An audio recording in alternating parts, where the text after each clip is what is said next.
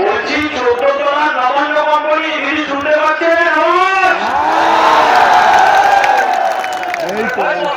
বাইরে আটকেছেন, এই যে আটকেছেন 24-এর মঞ্চে আসতে পারেননি, 25-এর মঞ্চে আসতে পারেননি, 42 দিন জেল কাটিয়েছেন।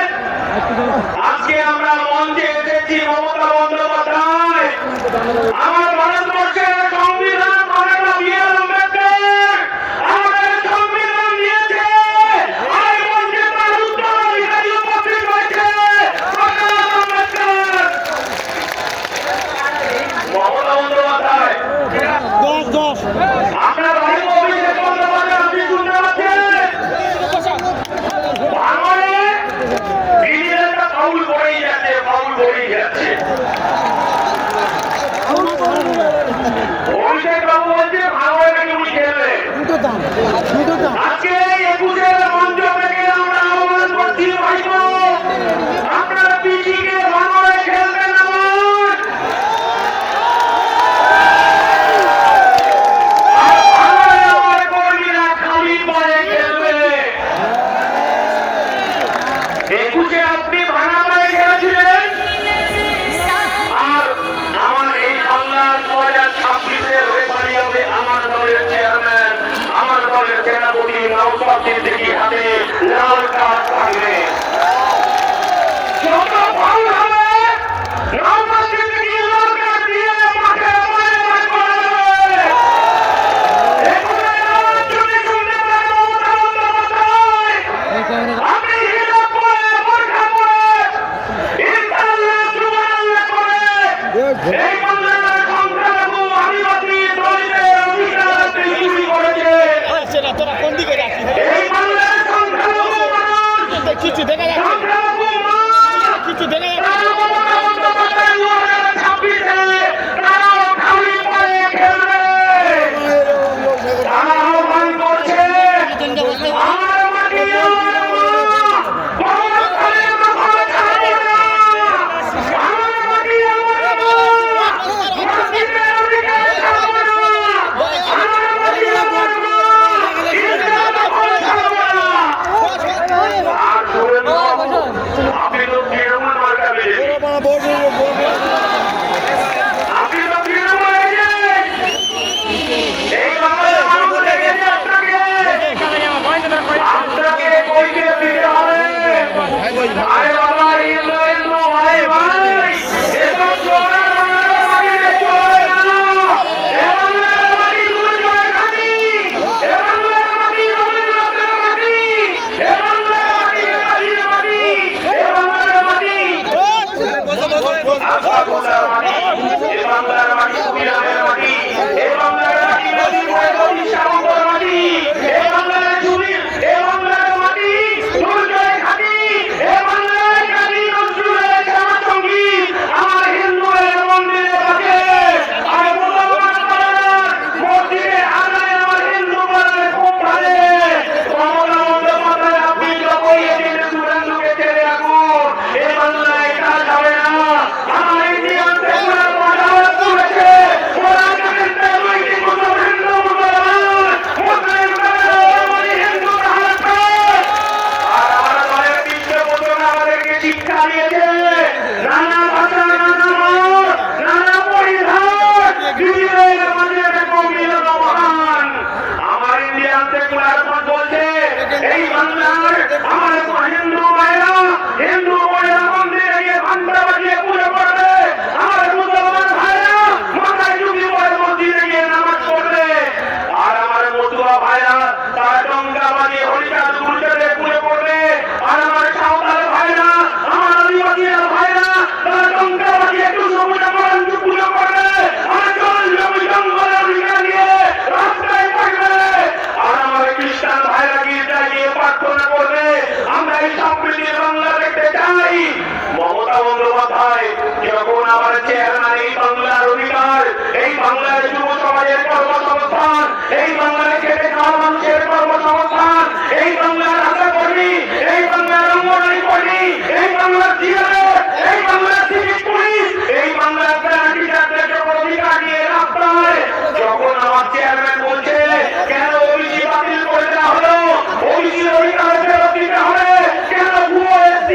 সার্টিফিকেট দেওয়া হবে।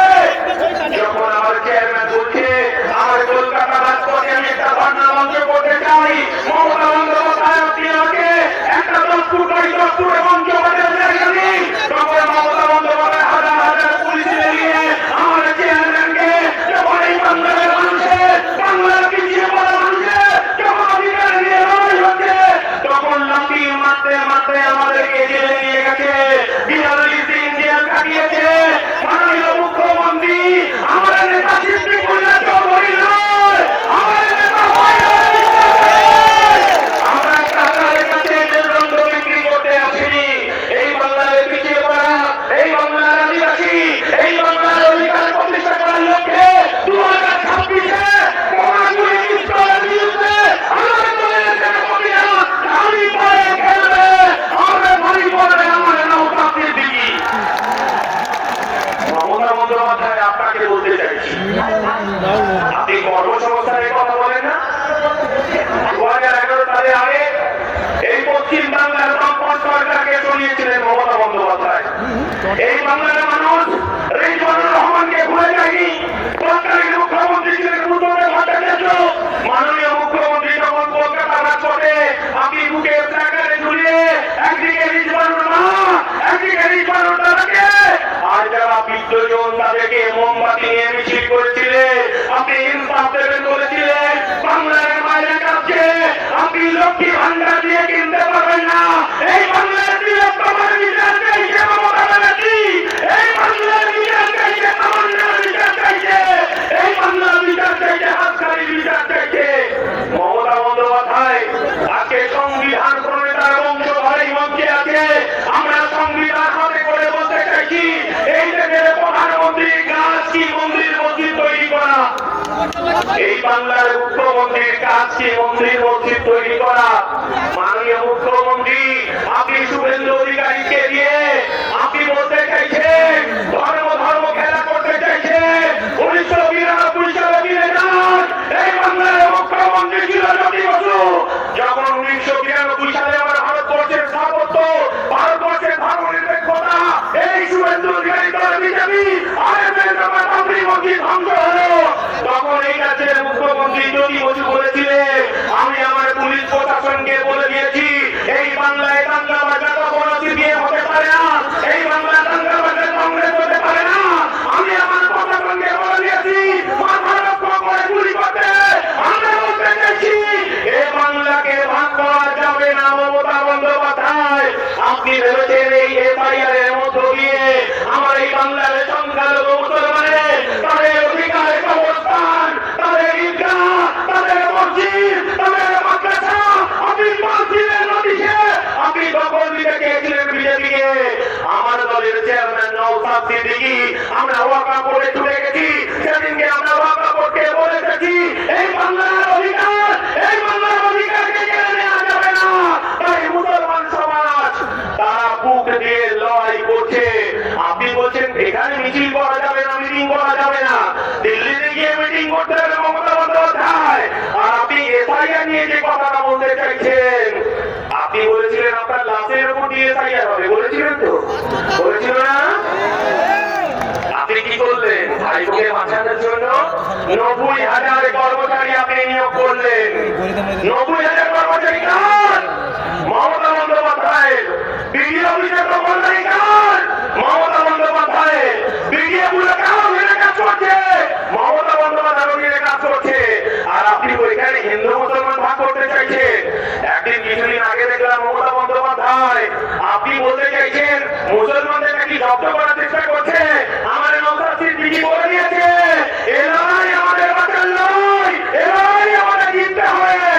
আমরা বলতে চাইছি কবরস্থানে আমার বাবা কাকারা 300-400 বছর ধরে শুয়ে আছে, আপনি এসআইআর এর নোটিশ সাজাতে চাইছেন।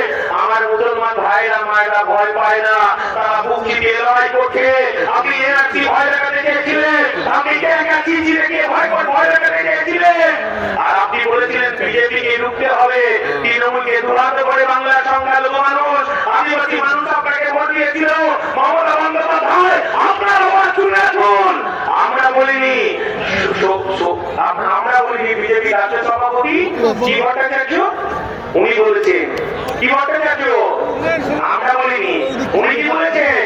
উনি বলেছেন 1998 সালে তৃণমূলের জন্মলগ্নে যেখানে জন্ম হয়েছিল লেবার রুমে, সেদিন যদি অটল বিহারী বাজপেয়ী, লালকৃষ্ণ আদবানি, জর্জ ফার্নান্ডেজ, রাজনাথ সিং দলীয় পক্ষে না থাকতো, এই তৃণমূলের দলটা জন্ম হতো না।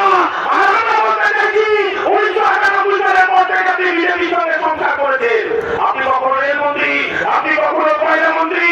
আমরা দেখেছি মমতা বন্দ্যোপাধ্যায়, আপনি বলতে চাইছেন বিজেপি এতদিন পরে আপনার ঘুম ভাঙলো, আপনি এই বাংলাকে ভাগ করতে চাইছেন, এই বাংলার অধিকারকে আপনি বিজেপি হাতে তুলে দিতে চাইছেন।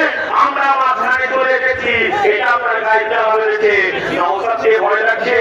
আমরা বলতে চাইছি এই বাংলায় নওশাদের নেতৃত্বে লড়াই হবে 2026-এ। আমার টুকরিতে এমএলএ বিধানসভায় যাবে, এই বাংলার গরিব মানুষের তার অধিকার ফিরে পাবে, আদিবাসী দলিতের মানুষ তার অধিকার ফিরে পাবে, বাংলার খেটে খাওয়া শ্রমজীবী মানুষ তার অধিকার পাবে। আর পুলিশকে একটা কথা বলতে চাই, কিন্তু বাকি আছে, আপনাকেও স্মরণ করিয়ে দিতে চাইছি, এটি এর জন্য লড়াই করছে আমার নওশাদ সিদ্দিকী, শুভেন্দু অধিকারী নয়। মমতা বন্দ্যোপাধ্যায়ের ভয় 77-এ নয়, মমতা বন্দ্যোপাধ্যায়ের ভয় 1 নম্বর ভাঙড়ে। তাই মমতা বন্দ্যোপাধ্যায় আপনি আগুন নিয়ে খেলবেন না। তাই একটা কথা বলে আমি শেষ করবো, সবাই খুব সংক্ষেপে।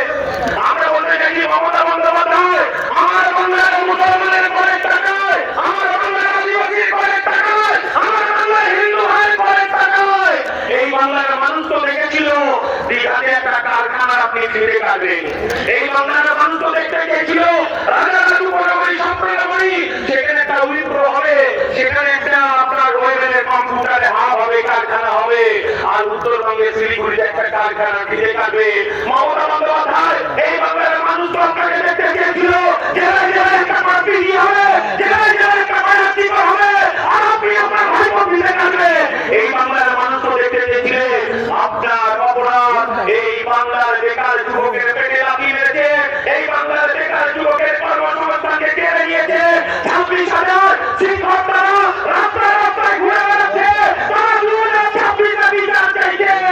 মমতা বন্দ্যোপাধ্যায় আপনাকে স্মরণ করে দিতে চাই, আপনি হিজাব করুন, বোরকা করুন, ইনশাআল্লাহ সুবহানাল্লাহ করুন। এই বাংলার পেটে খাওয়া মানুষের কয়েক টাকায় এই বাংলার মানুষ দুর্গা মন্দির দেখতে চায় না, জগন্নাথ মন্দির দেখতে চায় না, শিলিগুড়িতে মহাকালের মন্দির দেখতে চায় না। এরা দেখতে চায় কলকাতার উদ্বোধন হবে, বেকার যুবকের চাকরি হবে, খেটে খাওয়া মানুষের চাকরি হবে। তাই এ কথা বলি, আপনাকে স্মরণ করে দিতে চাই, এ বাংলার কাজী নজরুলের শ্যামা সঙ্গীত আমার মন্দিরে বাজে, আর মুসলমান পাড়ায় মন্দিরের আগানে আমার হিন্দু পাড়ার ঘুম ভাঙে, এখানে কেউ ভাঙতে পারবে না। এই কথা বলে সকলকে সংগ্রামী অভিনন্দন জানিয়ে এই বাংলার বুঝে বুঝে লড়াই হবে, তৃণমূলের বিরুদ্ধে লড়াই হবে, বিজেপির সাম্প্রদায়িকের বিরুদ্ধে লড়াই হবে। আসলে যাহাই বিজেপি তাহাই তৃণমূল, যাহাই তৃণমূল তাহাই বিজেপি। লড়াই হবে শেয়ারে শেয়ারে। মমতা ব্যানার্জি বোমাগুলির বিস্তারের বিরুদ্ধে আমার নওশাদের নেতৃত্বে খালি পায়ে বুঝে বুঝে খেলা হবে। এই কথা বলে সবাইকে সংগ্রামী অভিনন্দন জানিয়ে আমার বক্তব্য শেষ করছি। ইন্ডিয়া জিন্দাবাদ, ইন্ডিয়া সেকুলার ফ্রন্ট জিন্দাবাদ, নওশাদ সিদ্দিকী জিন্দাবাদ, বাংলা ঐক্য জিন্দাবাদ। নমস্কার, সবাই মাথা ঠান্ডা করে পানি দিবেন। আর একটা কথা একটুখানি বলবো, সেটা হচ্ছে পুলিশে যদি তৃণমূলের দালালি করে, পুলিশের বিরুদ্ধে এফআইআর হবে, আপনার ইমেলে এফআইআর হবে। আর 5 টাকার কলম দিয়ে আমার নওশাদ সিদ্দিকী আমার পার্টি বুঝে দেবে হাইকোর্টে, সুপ্রিম কোর্টে। এই কথা বলে সকলকে সংগ্রামী অভিনন্দন জানিয়ে আপনাদেরকে